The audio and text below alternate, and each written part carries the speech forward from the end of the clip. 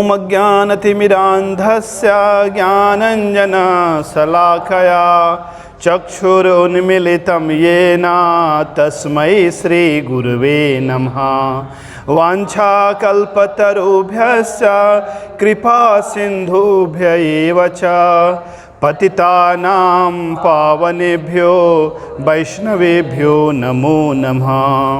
श्री कृष्ण चैतन्य प्रभु नित्यानंद श्री अद्वैत गदाधर श्रीवासादि गौर भक्त वृंद। हरे कृष्णा कृष्णा कृष्णा हरे हरे, हरे राम राम राम हरे हरे। श्रील प्रभुपाद की। श्रीमद् भगवद गीता तृतीय अध्याय श्लोक क्रमांक 25। सक्ता कर्मण्य विद्वांसो यथा कुर्वन्ति भारत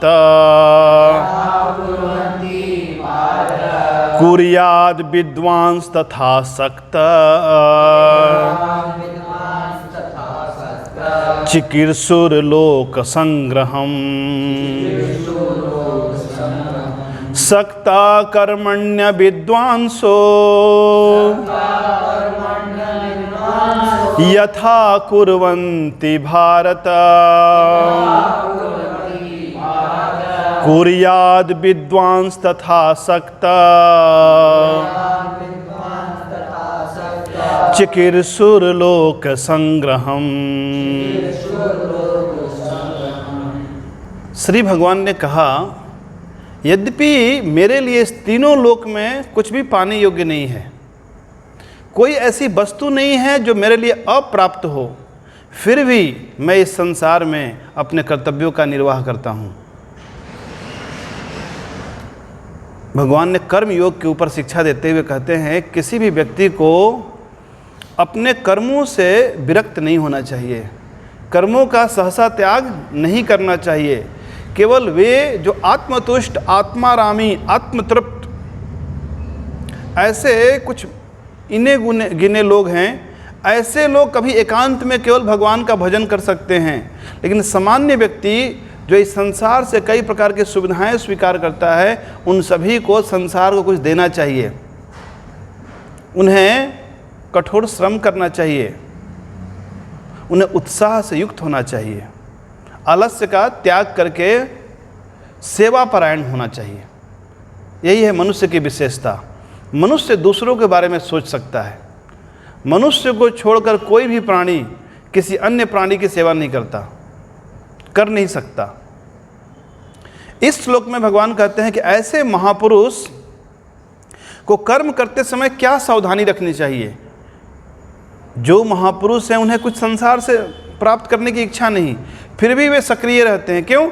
दूसरों के सामने आदर्श प्रस्तुत करने के लिए, दूसरों को शिक्षा देने के लिए वे सबके सामने बैठकर माला जप करते हैं, आरती गाते हैं, भगवान के सेवा में युक्त होते हैं, बाल्टी लेकर इधर उधर घूमते हैं, पुस्तक लेकर यहाँ से वहाँ यात्राएं करते हैं और ऐसे कई कार्य करते हैं दूसरों को भगवत भक्ति में प्रेरित करने के लिए, यद्यपि उनका निजी कोई प्रयोजन नहीं है। तो यहाँ भगवान कहते हैं, सक्ता कर्मण्य विद्वांसो, जैसे अविद्वान यानी कि अज्ञानी व्यक्ति अपने कर्मों के प्रति आसक्त रहता है, अपने कर्म फलों के प्रति आसक्त रहता है। ये आसक्ति कैसी है? जैसे दुकानदार की आसक्ति होती है। जैसे मानो जिस दुकानदार को कोई ग्राहक आ गया और दिख रहा है ये मोटा पार्टी है, इसके सामान बेचने से हमको कुछ पैसे प्राप्त होंगे, तो भूख को सहन कर लेता है, यहाँ तक कि अपने वॉशरूम को भी थोड़ी देर रुक लेता है वो। यानी इतना वो आसक्त होता है अपने प्रॉफिट से। तो यथा यानी जिस प्रकार ऐसे अविवेकी या यूँ कहें कि अज्ञानी व्यक्ति अपने कर्मों के प्रति आसक्त होते हैं, अपने कर्म फलों के प्रति आसक्त होते हैं, यथा कुर्वन्ति भारत, हे भरतवंशी अर्जुन, कुर्याद विद्वांस तथा सक्तस, उसी प्रकार एक विद्वान व्यक्ति, एक बुद्धिमान व्यक्ति को भी अपने कर्तव्यों का निर्वाह करना चाहिए। यानी बाहरी तौर पे कोई भेद नहीं होता, भेद अंदरूनी होता है। एक सामान्य संसारी व्यक्ति में और एक महापुरुष में बाहर से आप भेद नहीं कर पाओगे। दोनों ही बाजार जाते हैं, दोनों ही मोल भाव करते हैं, दोनों ही सामान खरीद कर लाते हैं। कभी कैमरा खरीदने जाते हैं, कभी टीवी खरीदने जाते हैं, कभी सब्जी खरीदने जाते हैं, कभी मार्बल खरीदने जाते हैं। तो कैसे आप भेद कर पाओगे? भेद क्या है? हृदय की आकांक्षाएं। जो भक्त है वो भगवान की सेवा के लिए गया है, और जो संसारी व्यक्ति है अपनी इंद्रिय तृप्ति को पूरा करने के लिए गया है। तो कुर्याद विद्वांस तथा सक्तस, लेकिन ऐसा बुद्धिमान व्यक्ति निजी स्वार्थ की भावना से रहित होकर, आसक्ति से रहित होकर, चिकीर्षुर लोक संग्रहम, चिकीर्षु यानी कि प्रयास करता है लोक संग्रहम, सामान्य लोगों को शिक्षा देने के लिए। देखो, यद्यपि मेरी निजी कोई आकांक्षा नहीं है, फिर भी मैं इतना परिश्रम करता हूँ, तो बाकी लोग क्यों ना करें परिश्रम। इसका अनुवाद मेरे पीछे दोहराएं। जिस प्रकार अज्ञानी व्यक्ति अपने कर्म में आसक्त होकर कर्म करते हैं, उसी प्रकार ज्ञानी व्यक्ति को भी जन सामान्य को शिक्षा देने के लिए अनासक्त भाव से कर्म करना चाहिए। भगवान कहते हैं कि तुम युद्ध को जीतने के लिए युद्ध न करो, बस तुम क्षत्रिय हो और क्षत्रिय का कर्तव्य है युद्ध करना, इसलिए युद्ध करो। ये जीतने के लिए युद्ध करोगे तो फिर तुम फल से आसक्त हो गए, और यदि मानो तुमने युद्ध नहीं जीता तो तुम डिप्रेशन का शिकार हो जाओगे। फिर लोग अवसादग्रस्त क्यों होते हैं? कुछ वे पाना चाहते हैं, उनकी कुछ अपेक्षाएं होती हैं, जब उनकी अपेक्षाएं पूरी नहीं होती तो अवसादग्रस्त हो जाते हैं। लेकिन भगवान के भक्त 24 घंटे आनंद में डूबे रहते हैं, चाहे उनकी इच्छा पूरी हो या ना हो, कोई फर्क नहीं पड़ता। शिल प्रभुपाद प्रचार कर रहे थे तो उन्होंने, जब बम्बे में मंदिर निर्माण चल रहा था, तो उन्होंने कहा कि देखो, आप लोग में से कुछ हैं जो हमें सहयोग नहीं करना चाहते, तो ठीक है, भगवान की कृपा से 107 मंदिर तो है, ठीक है, एक मंदिर नहीं बनेगा तो मेरा क्या नुकसान होगा। भगवान की सेवा है, भगवान की सेवा करना चाहता था, भगवान ने नहीं होने दिया, बस ये मान लूँगा। तो जो व्यक्ति अपनी निजी कामनाओं से मुक्त होता है, उसे दुख स्पर्श भी नहीं कर पाता। हमारे जीवन में दुख तभी आता है जब हमारी कुछ स्वार्थ, हमारे कुछ निजी आकांक्षा होती है कुछ पाने की। फिर भी विद्वान व्यक्ति को कैसे दूसरों को प्रेरित करना चाहिए, इसके बारे में भगवान अगले श्लोक में बताते हैं। न बुद्धि भेदम जनयेत् अज्ञानाम कर्म संगिनाम जोषयेत् सर्व कर्माणि विद्वान युक्तः समाचरा। न बुद्धि भेदम जनयेत् अज्ञानाम कर्म संगिनाम जोषयेत् सर्व कर्माणि विद्वान युक्तः समाचरन्। न बुद्धि भेदम जनयेत्, जनयेत् यानी सामान्य जनों के बुद्धि में ऐसे भ्रम नहीं डालना चाहिए। विद्वान व्यक्ति ठीक है, अनासक्त है, लेकिन सामान्य व्यक्ति जो भी संसार में आसक्त है, कर्मों के प्रति आसक्त है, कर्म फलों के प्रति आसक्त है, और उसको किसी ज्ञानी व्यक्ति ने समझा दिया कि सब व्यर्थ है, तुम भी कर्म संन्यास ले लो, लेकिन उसका हृदय अभी शुद्ध नहीं है। तो विद्वान व्यक्ति को ऐसे सामान्य लोगों के बुद्धि में भेद उत्पन्न नहीं करना चाहिए, उसे अपने आचरण के द्वारा ऐसे शिक्षा देनी चाहिए ताकि ऐसा इस संसारी व्यक्ति भी क्रमशः धीरे धीरे शुद्ध हो। न बुद्धि भेदम जनयेत् अज्ञानानाम कर्म संगिनाम, जो अज्ञानी लोग हैं, जो अपने आप को शरीर मानते हैं और शरीर से संबंधित जो संबंधी हैं उन्हें अपना मानते हैं, और जो सुविधाएं हैं उसे अपने सुखों के लिए मानते हैं, इसे कहते हैं अज्ञ व्यक्ति, अज्ञानी व्यक्ति। क्योंकि हमारा वास्तविक स्वरूप का हम आत्मा है, और कई बार हम शरीर बदल चुके हैं, कई बार हमने माता पिता बनाए हैं, कई बार हमने घर बनाए हैं, इस जीवन में मंदिर बना के देखो।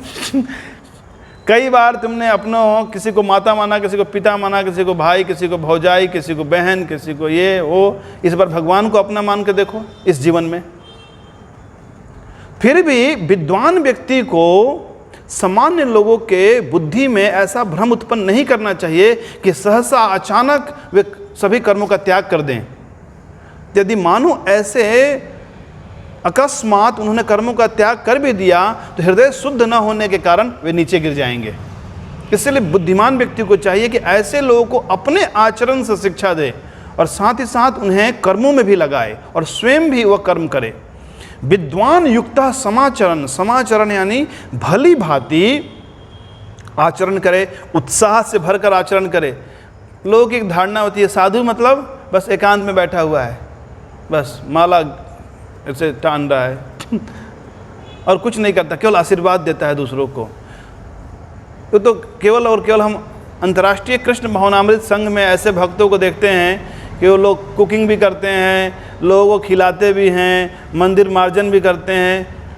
अन्यथा अन्य जो साधु हैं क्या करते हैं, वो केवल एक ही काम करते हैं, लोगों से सेवा स्वीकार करते हैं, वो कभी सेवा नहीं करते। तो लोगों की धारणा है कि साधु मतलब कुछ नहीं करना, लेकिन भगवान यहाँ गीता में कहते हैं कि ऐसे विद्वान व्यक्ति को, ऐसे साधु पुरुष को, ऐसे महापुरुष को युक्त समाचरण, उसको भली भांति आचरण करना चाहिए ताकि जन सामान्य देखकर प्रेरित हो काम करने के लिए। देखो श्रील प्रभुपाद ने 2 घंटे 1.5 घंटे सोते थे, बाकी हमेशा भगवान की सेवा के बारे में विचार करते थे। दिन में कई बार प्रवचन करते थे, कितने सारे लोगों से मिलते थे, रात में जगकर पुस्तकों का अनुवाद करते थे। श्रील प्रभुपाद ने कहा यदि किसी शिष्य को कभी आलस सताए तो उसे मेरा जीवन देखना चाहिए। Not a single minute is wasted in my life. Prabhupada ने कहा कि एक भी क्षण मैंने अपने जीवन का व्यर्थ नहीं गंवाया है। इसका अनुवाद मेरे पीछे दोहराएं। विद्वान पुरुष को अज्ञानी मनुष्यों की बुद्धि में भ्रम उत्पन्न नहीं करना चाहिए। भ्रम उत्पन्न नहीं करना चाहिए यानी कि सब बेकार है, क्यों पढ़ाई लिखाई कर रहे हो, देखो भरत महाराज ने राज्य छोड़ दिया, इस तरह की बात नहीं करनी चाहिए, क्योंकि अभी उसका स्तर वो नहीं है। बल्कि अनासक्त होकर सभी कर्मों का भली भांति आचरण करे एवं उन अज्ञानियों को भी कर्मों में नियुक्त करे। तो बुद्धिमान व्यक्ति को चाहिए कि जो जहाँ है, जिस स्थिति में है, उस स्थिति में रहे और साथ ही साथ उनको भगवान की सेवा में लगाए। और धीरे धीरे कर्मों का जो फल है वो भगवान की सेवा में लगाएगा। मानो उसने लगाया 5%, तो भगवान 5% ही नहीं लेंगे, फिर वो 10% लेंगे। भगवान सर्वा कर सके, सबको खींचते हैं अपनी ओर और जितना भगवान खींचेंगे उतना वो शुद्ध होगा। तो कभी कभी लोग कहते हैं अरे हम तो गए थे वहाँ गुरुजी से आशीर्वाद लेने, गुरुजी ने हमको सेवा में लगा दिया, बोलते हैं अभी ये करो वो करो। तो सोचना चाहिए सेवा ही हमारे लिए हमारा सौभाग्य है। इसे कहते हैं सर्विस अपॉर्चुनिटी। जिन भक्तों को भगवान अपनी सेवा में नियुक्त नहीं करते तो समझना चाहिए ये दुर्भाग्यशाली व्यक्ति है। भगवान यह नहीं देखते कि आपके पास कितना है, भगवान यह देखते हैं कि आपने भगवान के लिए कितना लगाया है, कितना छोड़ा है। किसी के पास 100 रुपया है और उसने अपना 10 रुपया दे दिया भगवान की सेवा में, तो उसने कितना दिया? 10% दिया। किसी के पास लाखों करोड़ों है और उसने यदि 1 लाख भी दिया तो उसने बहुत कम दिया। मानो किसी के पास यदि 100 करोड़ की संपत्ति है, उसने 1 लाख 5 लाख भी दे भी दिया तो उसको 0.1% भी नहीं दिया उसने। तो भगवान क्या देखते हैं? हमारे हृदय की भावना देखते हैं कि हम कितना भगवान की सेवा में त्याग करते हैं। तो ज्ञानी को ऐसे फलासक्त व्यक्ति जो कर्मों के फलों से अत्यधिक आसक्त होते हैं, उन्हें उनकी बुद्धि में भ्रम उत्पन्न न करके उनके कार्यों के द्वारा भगवान की सेवा में लगाना चाहिए। एक श्लोक और कर लेते हैं, ये बहुत ही विख्यात श्लोक है श्रीमद् भगवद गीता का। प्रकृते क्रियमाणानि गुणै कर्माणि सर्वसा अहंकार विमूढ़ात्मा कर्ता अहमिति मन्यते प्रकृते क्रियमाणानि गुणै कर्माणि सर्वसा अहंकार विमूढ़ात्मा कर्ता अहमिति मन्यते। भगवान कहते हैं इस प्रकृति में जो कुछ घटित हो रहा है सब प्रकृति से द्वारा संपादित हो रही है। तो प्रकृति क्रियामाणानि गुणै कर्माणि सर्वस। प्रकृति के 3 गुण हैं, सात्विक गुण, राजसिक गुण और तामसिक गुण। आत्मा अकर्ता है, आत्मा कुछ नहीं करती, लेकिन अहंकार विमूढ़ आत्मा, अहंकार से मोहित होने के कारण हमने कुछ किया, ये भावना आती है। जैसे एक दिन एक मक्खी एक रथ के पहिए पे बैठी थी और रथ बहुत तेज़ी से चल रहा था, बहुत धूल उड़ रही थी। तो मक्खी ने कहा देखो आज मैं कितनी धूल उड़ा रही हूँ ये मेरे बैठने से धूल उड़ रही है, जबकि रथ को पता भी नहीं कि मक्खी भी बैठी है इस पर। वैसे ही हम 5-10 लोगों का परिवार का पालन पोषण करते हैं और हम अहंकार से भर जाते हैं, देखो मैं उनका पालन पोषण कर रहा हूँ। तुम मर जाओगे फिर भी उनका पालन पोषण होगा और अच्छे से होगा। हो सकता है आपकी उपस्थिति से काफ़ी लोग त्रस्त हैं।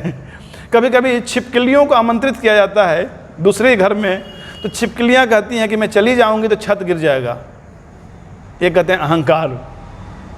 तो जो अहंकार विमूढ़ आत्मा है वो सोचता है मैं करने वाला हूँ, लेकिन जो बुद्धिमान व्यक्ति है वो जानता है मैं करता नहीं हूँ, करने वाले भगवान की जो शक्तियाँ हैं, प्रकृति है। मैं कुछ उठाना चाहता हूँ लेकिन यदि हाथ अभी पैरालाइज्ड हो जाए मैं उठा नहीं पाऊँगा। तो मैं तो चाहता हूँ उठाना लेकिन नहीं उठा पाऊँगा। मैं कुछ बोलना चाहता हूँ, अभी गले में इन्फेक्शन हो गया, मैं नहीं बोल पाऊँगा। तो यद्यपि आत्मा भी एक कारण है किसी भी कार्य को पूरा करने में, लेकिन आत्मा सर्वस्व कारण नहीं है। तो कोई पूछ सकता है कि फिर आत्मा यदि कारण है तो फिर हमें दंड क्यों दिया जाता है? यदि मानो कार्य इंद्रियों ने किया, शरीर के द्वारा संपन्न हुआ, फिर यदि कभी अपराध हो जाए, कुछ हो जाए तो फिर लोग दंड देते हैं। तो उसके उदाहरण में हम समझ सकते हैं, जैसे मानो एक रथ है, अब रथ में घोड़े लगे हुए हैं, तो यद्यपि कार्य करने वाले घोड़े हैं, रथ है चलने वाला, लेकिन जो उसको दिशा देता है, जो पीछे बैठा हुआ है, जो ड्राइवर है या जो यात्री है, जो जिस व्यक्ति के दिशा निर्देश में कार्य होता है उसको भी कर्ता माना जाता है। उसी प्रकार इस शरीर में आत्मा की उपस्थिति से हम दिशा निर्देश करते हैं। तो इस कारण से शरीर के द्वारा यदि कुछ गलत होता है तो उसका दंड आत्मा को भी भोगना पड़ता है। लेकिन जो अनासक्त हैं, जो भली भांति जानते हैं कि मैं करता नहीं हूँ, तो फिर उन्हें इस संसार का दुख, शोक, मोह, भय नहीं सताता। तो इस संसार के जो भी कष्ट हैं, क्लेश हैं, इससे मुक्त होने के लिए हमें इस अहंकार से मुक्त होना होगा। और अहंकार से मुक्त होने के लिए श्रीमान चैतन्य महाप्रभु ने हमें एक युक्ति दी है। तृणादपि सुनी चेना तरोरपि सही सुना अमानी न मान देना कीर्तनीय सदा हरि। हमें तृण से भी अधिक नीच, दूसरों को मान देने वाला, स्वयं सम्मान की बहुत आकांक्षा नहीं करनी चाहिए और वृक्ष के समान सहनशील होना चाहिए। यदि इस भावना से हम युक्त हैं तो हम कीर्तन नित्य कर सकते हैं, भगवान का नाम उच्चारण कर सकते हैं। हरे कृष्णा कृष्णा कृष्णा हरे हरे, हरे राम राम राम हरे हरे। श्रील प्रभुपाद की।